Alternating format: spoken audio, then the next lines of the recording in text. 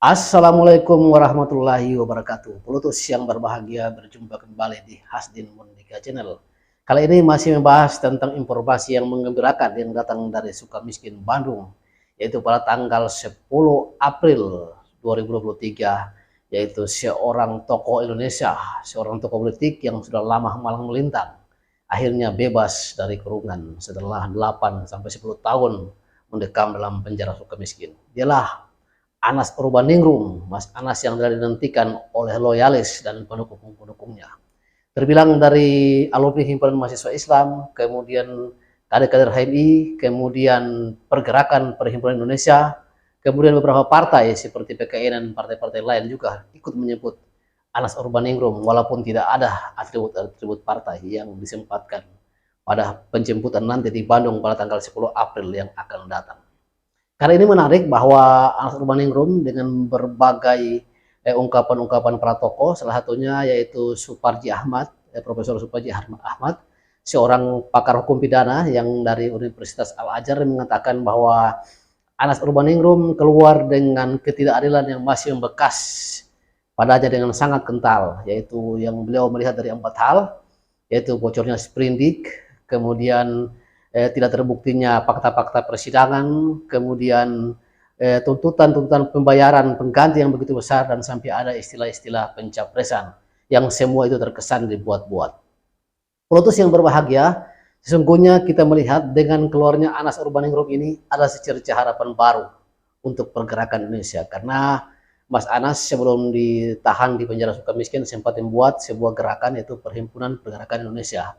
Artinya Indonesia ini merdeka pada tahun 1945, itu terdiri dari gerakan-gerakan pemuda, gerakan-gerakan nasional yang cukup mendominasi. Kemudian gerakan-gerakan pemikiran, gerakan-gerakan intelektual cukup hidup pada tahun 1945. Dan hal ini pernah terjadi ketika 20 atau 30 tahun yang lalu ketika reformasi digulirkan tahun 98, dari tahun 98 sampai tahun 2000 di Taman Ismail Marzuki, dan di mana ruang-ruang Jakarta itu terjadi perdebatan dan pergolakan pemikiran. Namun 10 atau 15 tahun belakangan ini pemikiran-pemikiran yang ada seakan-akan dihambat. Orang seakan-akan dinyatakan untuk berhenti berpikir. Berpikir menjadi sebuah naib, sehingga bangsa ini berjalan begitu hambar. Tidak ada pemikiran-pemikiran orisinil yang muncul. Tidak ada pemikiran-pemikiran cemerlang, semua berjalan dengan apa adanya, seperti itu. Sehingga orang pun bertanya kemana arah bangsa ini akan diarahkan, dan orang pun kebingungan dengan berbagai permasalahan, dengan setumpuk utang yang begitu menggunung, permasalahan hukum yang tidak pernah tuntas, hukum yang hanya tajam ke bawah dan tumpul ke atas, dan masih banyak hal-hal lain lagi yang membuat persoalan bangsa ini semakin runyam. Itu yang terjadi. Nah, ada sejarah harapan baru ketika mungkin banyak tokoh yang telah berpulang, yang telah pergi di beberapa tahun yang lalu, tapi ini muncul tokoh-tokoh baru ya, yang mungkin di tahun 2000 ini akan semakin berkembang, yaitu misalnya dengan keluarga Anas Urbaningrum, banyak loyalis, banyak tokoh-tokoh yang akan mendukung beliau untuk bagaimana membangun sebuah pergerakan baru. Sehingga bisa dikatakan ketika Mas Anas Urbaningrum keluar dari penjara Sukamiskin, ya, mungkin ada beberapa hal yang perlu dilihat. Pertama, mungkin beliau akan bergerak setelah melakukan ritual-ritual, misalnya buka puasa bersama, lalu mengunjungi ibundanya di Jawa Timur, lalu berkeliling ke teman-temannya di Nusantara. Lalu beliau mulai melakukan pergerakan-pergerakan. Yang paling utama yang kita lihat bahwa tumbuhnya simpul-simpul atau kantong-kantong intelektual yang mungkin harus dibangun kembali. Karena sebuah bangsa tanpa gerakan intelektual, tanpa gerakan berpikir, bangsa-bangsa itu hambar. Hari ini kita masih melihat seorang Rocky Gerung yang mengatakan bahwa proses berpikir adalah sesuatu anugerah yang harus terus diberdayakan, yang harus terus diperjuangkan. Bahwa bangsa Indonesia di masa lalu itu mereka tidak terlalu butuh ijazah, tapi mereka pernah menyatakan bahwa mereka lah orang-orang yang berpikir, sehingga muncul Muhammad Yamin, muncul Soekarno, dan lain-lain.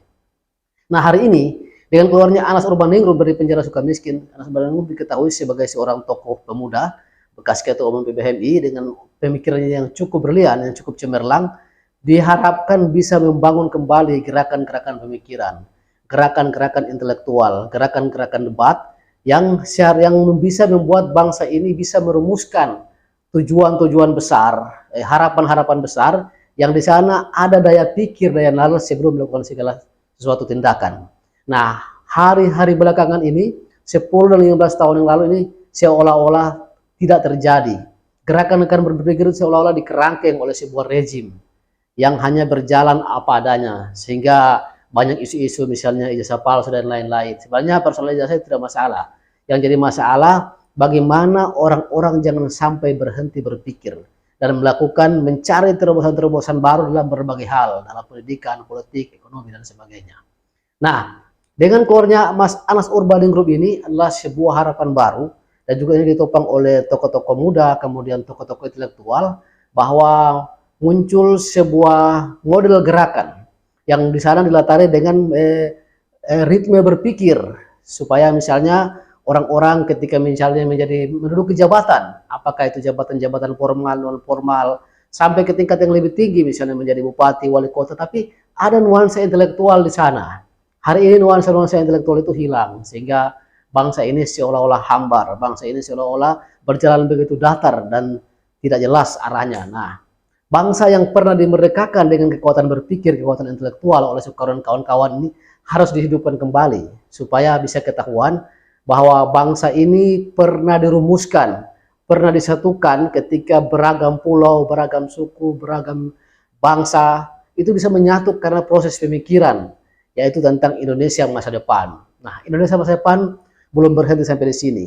Nah, harapan banyak orang, harapan loyalis Anas Urbaningrum, ketika Mas Anas keluar nanti, Anas Urbaningrum akan memimpin sebuah gerakan baru, atau misalnya Indonesia baru, yang di sana ada nuansa berpikir, ada nuansa intelektual, sehingga tempat-tempat orang-orang berpikir, para aktivis masih mempunyai rumah.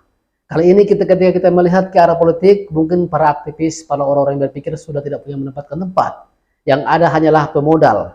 Jika bersaing dalam kompetisi pemilu, pilek dan sebagainya, orang tidak melihat kapasitas lagi, tapi bagaimana melihat isitas. Nah, ini harus dihilangkan. Ke depan, bangsa Indonesia ini harus dibangun dengan kapasitas sumber daya manusianya, tidak hanya berdasarkan isitas. Karena kalau berdasarkan isitas, bangsa ini dalam keadaan lama-kelamaan akan semakin rapuh, dan sumber daya manusianya semakin jatuh ke bawah. Dan yang ada hanyalah bagaimana seseorang bisa saling memakan antara yang satu dengan yang lain, kelompok yang lebih besar menekan kelompok yang lebih kecil. Dan ini tidak diinginkan. Karena itu dengan keluarga Anas Urbaningrum dari penjara Sukamiskin diharapkan ada harapan baru, ada harapan-harapan besar bahwa gerakan intelektual Indonesia akan terbangun kembali, bahwa gerakan-gerakan berpikir yang akan dimulai dari mungkin Jakarta sampai ke pelosok-pelosok Nusantara itu akan bisa dibangun kembali dengan Mas Anas Urbaningrum dan kawan-kawannya. Karena itu mungkin video ini bisa kita beri judul, yaitu dengan keluarnya Anas Urbaningrum, dengan bahasa Anas Urbaningrum muncul sebuah gerakan baru, yaitu harapan masyarakat Indonesia tentang adanya bergerakan berpikir atau gerakan intelektual di masa depan, hari ini dan masa depan Indonesia. Pelotus, mungkin coba ini yang bisa disampaikan. Semoga bermanfaat. Bila taufiq wal hidayah. Wassalamualaikum warahmatullahi wabarakatuh. Kinatawat.